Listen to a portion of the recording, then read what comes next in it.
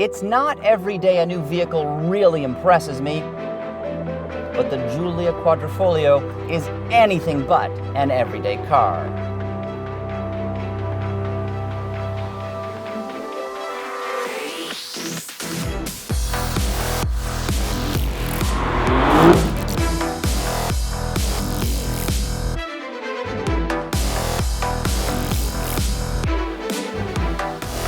There's such a sense of occasion driving this Alfa Romeo sedan. In a sea of Bimmers and Benzes, it stands out like Kate Upton at Walmart, and even the unwashed masses take notice. And you know, this car is so awesome, rather than boring you with a traditional stand-up open, I figured we'd get right to the good stuff.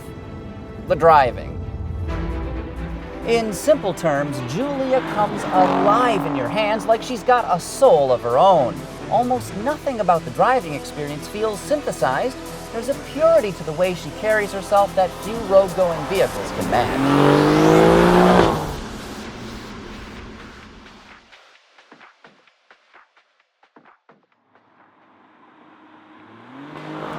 Steering feel may be the Quadrifoglio's proudest dynamic element. In fact, it could be even better than the fully manual setup found in Alfa's 4C sports car. Yes, it's that good.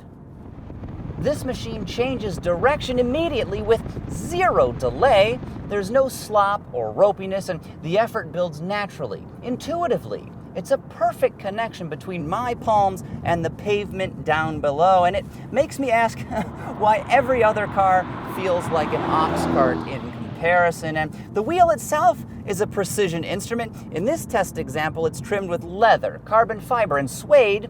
The rim is unusually thin up top, but meaty in all the right places, feeling so good in your hands. The start button is mounted here as well, which screams exotic. Clearly, I'm infatuated with the Giulia's steering, but I suspect the powertrain team would take umbrage with me calling it the car's best attribute. And for good reason. Up front, we've got 3/4 of a Ferrari V8, with 2 cylinders lightsabered off by their engineering Jedis. What's left is a 2.9-liter 90-degree V6 with cylinder deactivation, direct injection, and twin turbochargers pumping out up to 35 pounds of boost. That gets you 505 horsepower and 443 pound-feet of torque, more than what this car's primary rivals can muster, and in some cases, a lot more. BMW. No, we're not all staring at you, M3. Carry on, carry on. Power delivery is immediate and silky smooth without any hitches or hiccups, and it sounds so good.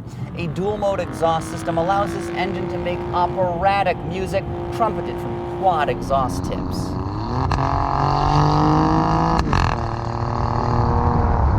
Making good use of that giddy-up is an 8-speed automatic gearbox that sends torque to the rear wheels through a carbon fiber drive shaft and torque vectoring differential. Now that gets you 60 miles an hour in just 3.8 seconds with a top speed of 191 miles an hour. Yeah, it's insanely fast. Boot the accelerator and instantly you're doing 70 miles an hour in a 35 zone. Speed creeps up on you with alarming ease. The ZF-sourced gearbox is well behaved, shifting with the speed of a dual-clutch unit if you want it to, or smoothly slurring between ratios on your commute home. Really, there's nothing to complain about here, except that a manual is not offered in America. According to Alfa, the take rate was going to be too low, so they couldn't be bothered to make one available. See what all of you two-pedal driving, crossover-loving scoundrels have done? You've ruined it for the rest of us. Not going to send you a birthday card this Christmas. Thank you very much.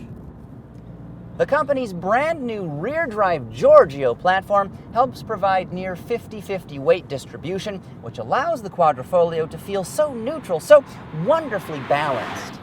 Grip from the 19-inch staggered width racing-grade Pirelli tires far exceeds what you'd ever need on the street.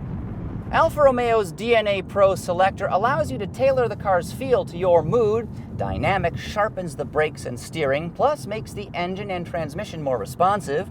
Natural is used for comfortable daily commuting, while A stands for Advanced Efficiency, which enables cylinder deactivation for better fuel economy, though it does feel a little bit lethargic. Finally, there's a race setting that activates an overboost function, opens the 2-mode exhaust, turns off stability control, and sharpens the inputs even more.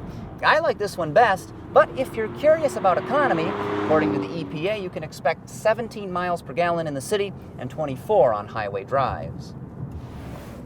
Really, the Giulia's only dynamic weakness is its odd electromechanical braking system. Now, pedal effort will change in the various driving modes, though it never feels natural, and sometimes you've practically got to stand on the pedal to slow the car down, which is just odd. Fortunately, though, stopping power is simply incredible.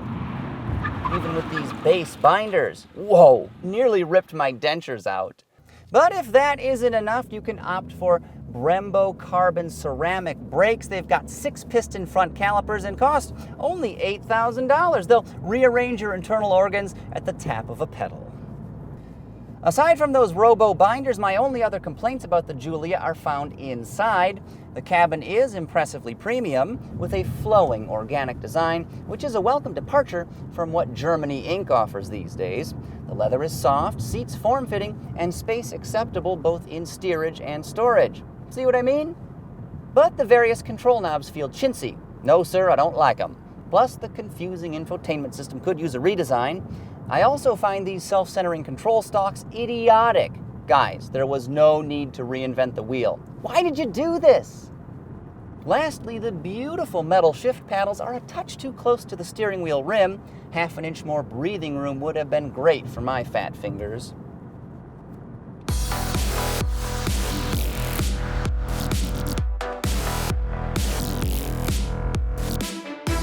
FCA has every right to be proud of what they've built here. The Giulia is a beautiful mid-size luxury sedan that can beat the world's best.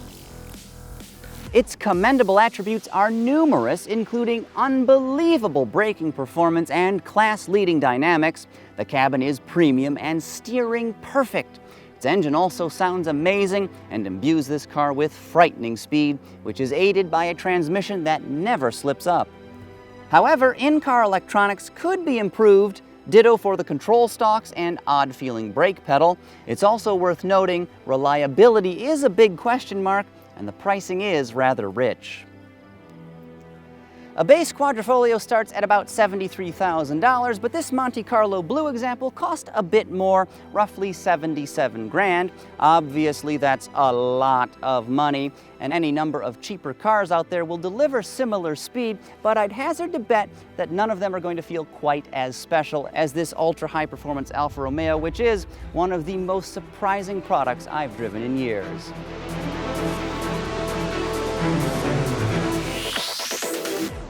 Look at this. Oh, I almost thought I was on the Nürburgring for a second. There's a curve in this road. We don't have those in the Midwest, folks. No. Steering feel... Excuse me. Steering feel is... Gotta stay off the line or the car makes a farting sound. Steering feel is perhaps the Quadrifoglio's proudest dynamic element. Speed creeps on you with... Creeps on you. Creeping on you, ladies. Don't mind my heavy breathing.